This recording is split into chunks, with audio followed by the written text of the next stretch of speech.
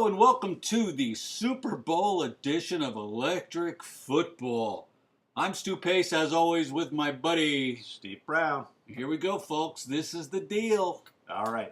So jumping into it, I'd like to first give a quick shout out to our graphics guy. We call him Invisible Randy because he's not here on the set with us.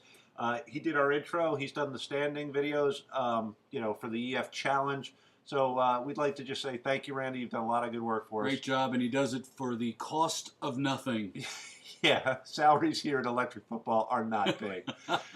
So on to the challenge. Get With It Sports 2 and Geo Knows are leading the pack at 7-3. Sunday Night Sports and the Mass Tweeter are at 6-4 and the only ones within striking distance. Unfortunately, your host tonight and the rest of the guys, Mullen Mears, B Daddy J, Bridgewater's Finest, probably missing the Football Guru, we're all stuck at 5-5. So take our stuff for what it's worth. We're going to review last week's games real quick, and then we're going to talk about our Super Bowl picks. Exactly. You want to lead off? Well, yeah. I mean, we were very surprised at the outcome of the Baltimore and New England game. Clearly, one of these teams came prepared to play, and the other team thought they could just win because of who they were. Baltimore's defense was incredibly good throughout the game. They were hitting harder than anyone I've seen in a long time. They were fired up, and New England was just, it was a mismatch from the get-go. Even though Baltimore gave up 13 points, it didn't seem like they were going to go ahead and take this over, and Baltimore just came at Flacco's playing out of his mind. I'm going to disagree slightly with Sue. It wasn't a mismatch from the get-go. There was a turning point in the game, and unfortunately that turning point may have been when that little Wes Welker dropped that pass that could have been a 3rd and long. Little Wes Welker has had... You better. You said you would. I love that. But that poor kid has had 2 big off-season drops. You could even say 3, depending on how many you want to count in this game, because he had 2 that could have been game-changing plays. 2 of those 3, the question could be asked: should Brady have put it on him a little better? But anyway, you look at it. That was a key play. Clock management for the Patriots, something you don't expect from Belichick and a Brady team. But why they tried to clock it, or were they trying to run a play? I don't know what they were doing. I don't think they knew what they were doing. They had a timeout. They should have used it, taken a shot or 2 at the end zone. Might have made a big difference in this game. Mm-hmm. And, of course, there was the Bernard Pollard hit on Ridley. I got to tell you, when I saw that hit, the first thing I thought was, don't step on the poor guy going for the ball. Like, somebody help him. Yeah. That was scary. He was knocked out. That was like an MMA knockout. Yeah, when arms start going limp immediately, that was a hell of a hit. Yeah, there's no way you're holding on to that ball. But, I mean, like, he was a twitching pile. And it leads to a really interesting problem that the NFL has. Today it was announced that Junior Seau's family is suing the NFL about brain injuries, and that kind of hit is the kind of thing that leads to concussions, that leads to problems. But it also leads to the Ravens getting the ball, the Patriots losing momentum, the Ravens getting momentum, the fans going, the Ravens fans going insane. And on the flip side of that, in the San Francisco game, you had Kaepernick's... Don't you touch me. Yeah, like a defensive lineman's hand came down on his face mask, and out came the 15-yard penalty. Ridiculous. Even in the Ravens game, there were a couple of hits. There was a hit on that little Wes Welker that was a 15-yarder that I didn't think should have been. Agreed. And there was another one that I can't think of who it was on, but the Ravens almost ignored the 15-yard penalties. They were like, we're going to knock the snot out of you. We're going to intimidate you, and we're going to win this game. And that's what they did. And you're right. Joe Flacco has been playing out of his mind. He's been playing really well. So let's go over to the 49ers-Falcons game. All right, now we're going to move over to the review of the 49ers versus the Falcons. And Electric Football made the right pick, but for all the wrong reasons, or at least I was wrong in all my reasons. That's true. I watched in horror as the Falcons came out and just bolted out of the gate. They're throwing, they're running it. They had 2 long drives. They're up 17-0, and I thought this game is over. I never thought San Francisco's D would give up 182 yards to Julio Jones, over 100 yards to Roddy White, and another 78 yards to Tony Gonzalez. They only generated 1 sack, and I thought San Francisco's D was the reason they were going to win that game. And that game was weird, too, because there was never a point where you felt like there was never like a turning point where you could go, there's the key play, Right. or that's when the 49ers got back in it. But they certainly did. And Kaepernick never seemed to rattle. If I'm a second-year guy, I've got 8 starts under me, and I'm down 17-0 in the championship game at their place. I think that's the difference. The 49ers were down 17-0. They looked confident. They looked like, yeah, we've been through this before. We like to give up two scores so that we can then get our offense going. They never looked like they were out of the game emotionally. Physically, they were, all right, there were some missed plays, and they were big plays. But all of a sudden, you're going, it's 17-7. As soon as that first score happened, I was with a group of 48 people. We were all looking at each other saying, this game is far from over, and it certainly was, Yeah, but there wasn't a big turning point play. No, there was no play where you went, there it is. But 7 points get scored, and you're like, it's a game. And the 49ers left points on the board. David Akers missed a kick, and Doink. I think David Akers is a great guy. He wrote to my nephew. He responded to a letter. Really? I pulled for David Akers in a big way because of that, but he could be a severe liability. I mean, in a game as close as this one turned out to be, that field goal, which was clearly a makeable field goal, is a big miss. And then Crabtree's fumble at the 1-inch line. Really, the 49ers could have actually kind of run away with this game, which is surprising since they came out of the gate so poorly. Right. So the 49ers offense, while not amazing in that game, was certainly efficient. Vernon Davis came back to life. LaMichael James is a good compliment to Frank Gore. Yep. So, were they as impressive as the Ravens? No. But were they impressive coming back in that game and showing poise? Oh, yeah, they were. And this was the number 1 seed, 13-3, were they? Atlanta. So they were the best team of the Final Four that was left. But I was never confident that they could win. They're just not that team that scares you. Here you go. So now we're going to move on to our discussion of the Super Bowl and our Super Bowl picks. All right. All right, and now we're going to give you our thoughts on the Super Bowl. And I'll start out. My first thought is, God, I feel bad for Alex Smith. That has to be painful to have played well, to have suffered an injury, to have become possibly the Wally Pipp of the NFL. Because Kaepernick is playing great. You're not going to unseat him. Harbaugh's decision, and I can just say Harbaugh when I'm dealing with the coaches in this one, Harbaugh's decision has proven to be a good one. There's only 2 Super Bowl starting quarterbacks that have had less starts than Kaepernick going into this game. Can you name them? Jeff Hostetler, who started and didn't have a lot of games ahead of them. I can't tell you. Vince Ferragamo. Oh, because I never would have guessed that. So, and they're 1-1 in Super Bowls. But this kid Kaepernick's something special. He doesn't seem to get rattled, as we talked about.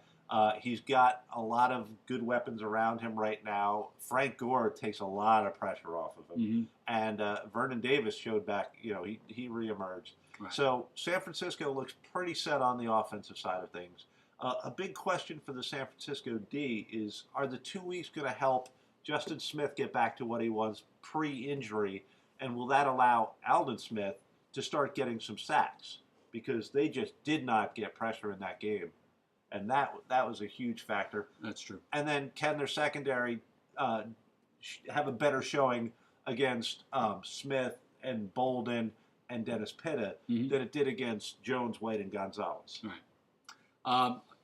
Look, San Francisco's got the number 11 ranked offense. They're averaging about 25 points a game against the Ravens defense that ranks number 12 that gives up 21 points a game. I think Baltimore's offense is the better offense of the two, and especially since the last, obviously the playoff games and the game before the playoffs began. Flacco he's been outstanding. He's won 8 playoff games, and which is more than every other active quarterback in the league except Brady, Roethlisberger, Peyton Manning, and Eli Manning. Wow. And that's pretty impressive. However, he hasn't won the Super Bowl because they haven't won the championship game.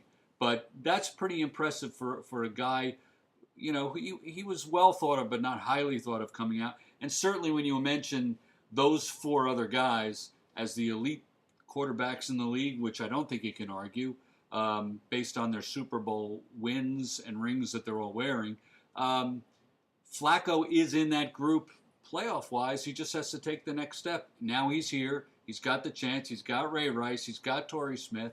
And their defense, if they play like they did last week, San Francisco's in for a pounding. When I look at the Ravens, I have to agree with you. Flacco has looked amazingly good. That was a surprising stat. I didn't know that. To me, it seems like the Ravens' wideouts give them an advantage. I think they have a better group than Crabtree and a clearly faded Moss.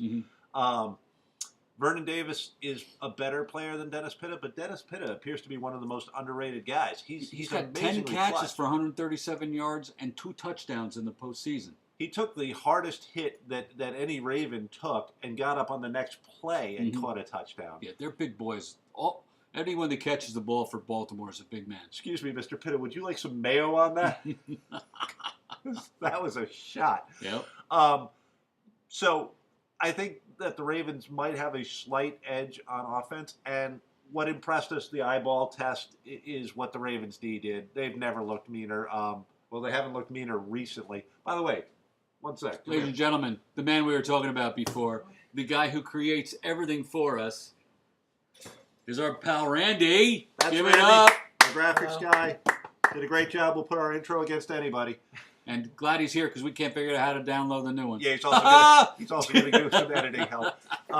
So let's go back. The Ravens defense has looked as mean as it has since the last time they won a Super Bowl. Haloti Ngata, basically ran down Tom Brady and changed that game by scaring Brady to not run for a first down. He's a disruptive force. Paul Kruger might end up in Colin Kaepernick's head like Freddy Krueger in his dreams. It's impressive. For those of you wondering, I still don't like Ray Lewis. We caught a lot of heat. I don't like Ray Lewis. Is he a great player? Has he always been a great player? Yes. I'm just going to leave it at that. On the field, one of the best. Not going to re-argue that stuff. So, do I believe that Ray Lewis's retirement has motivated the Ravens into this great run? No, because if that was true, the Falcons would be in this game because they love Tony Gonzalez just as much as the Ravens love Ray Lewis. Yeah, I just don't think Gonzalez is that inspirational.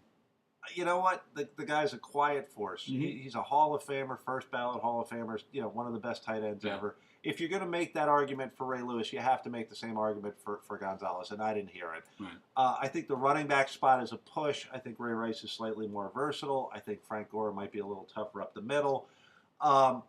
Coaching seems to be a wash. I mean, which Harbaugh do you like better? Maybe they could switch sides just for fun. I wouldn't be able to tell. But right now, after what I saw in the start of that game last week, I don't know if San Francisco has the secondary to hold down the Ravens receivers.